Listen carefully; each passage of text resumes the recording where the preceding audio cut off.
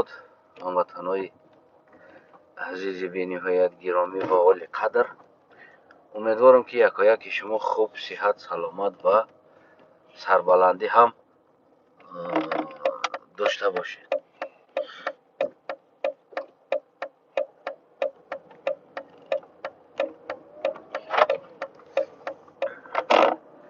امروزه صحبت ما راستی درباره همون فهمیش انسان ها و یا که نمیدونم در مغز سر انسان ها مثل همون رحیم مصف، مثل داملا جانوف انسان های هستند که مثال در مغز سر انسان ها کوشش میکنن یک چیزی را بگیم بدوزن که و آینده زیانی خودی همین ملت یا خودی همین مردم میشود، اما او امروزه منفیت خود فکر کرده این چیزا را میدوزن. همین مسئله در کمتر میخواستیم صحبت کنیم، فکر نظر مونه بگیم. من درباره همون فیسبوک خودم اما اتنا ارسلان کردن درباره سمرقند، بخارا و یا که نمیدونم عموما ارکیتکتور و دیزاین هایی که رنگ باری که امروز آدم ها رب میتن به اسلام رب داره. اسلام گفتند و عرب نظر ده میویه، اما همون زمان خودش ده مثال گیریم مردم عرب از این چیزا خیلی بگیم که دور بدن. این کلتور، این چیزها از روی تاریخ و هم جستجوی من این مردمی بگیم که مردم ایران و مردم بگیم که پارس و مردم سوغد و مردم ترک و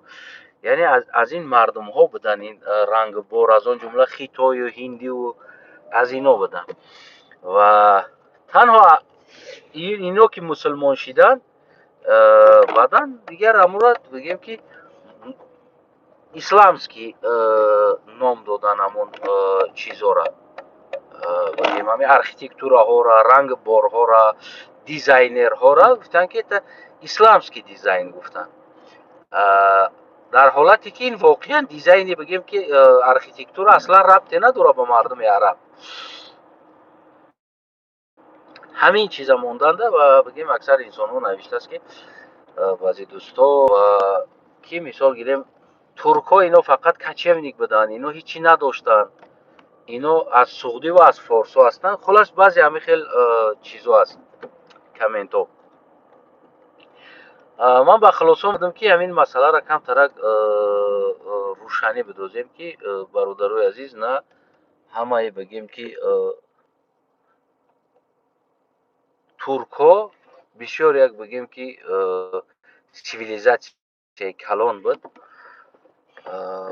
که از آن جمله بگیم که بسیار امپراتورها بگیم همون جنگاورها دولت‌های خیلی خیلی و زیاد بگیم که ساختگی بدن، یعنی یک تا دولت‌ها نه، دولت‌های بزرگ بگیم خیلی زیاد ساخته بودن از آن جمله و دولت‌های باز خرد و میده دیگر اینا حساب ندارن ساخته بودن. یعنی ترک‌ها یک سیویلیزاسیون یک سازندگی داشتن،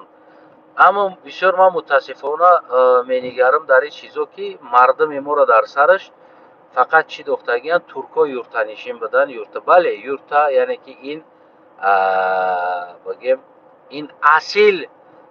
پیدایش و بگیم که انسان هایی که ما ترکا بدیم این خانه های اصیل ما است، بس که ما در جای های بگیم خنکی هم زندگی میکردیم، گرمی هم زندگی میکردیم. از این پشم های گوسفند بگیم آماده ساختن گلیم ها، آماده ساختن هم پیچاندن یورتا ها که درون هم سلقین باشه و هم زمستان در گرم باشه و این یکی از مدنیت ها و تمدن های ماست. این کلگی مدنیت و تمدنی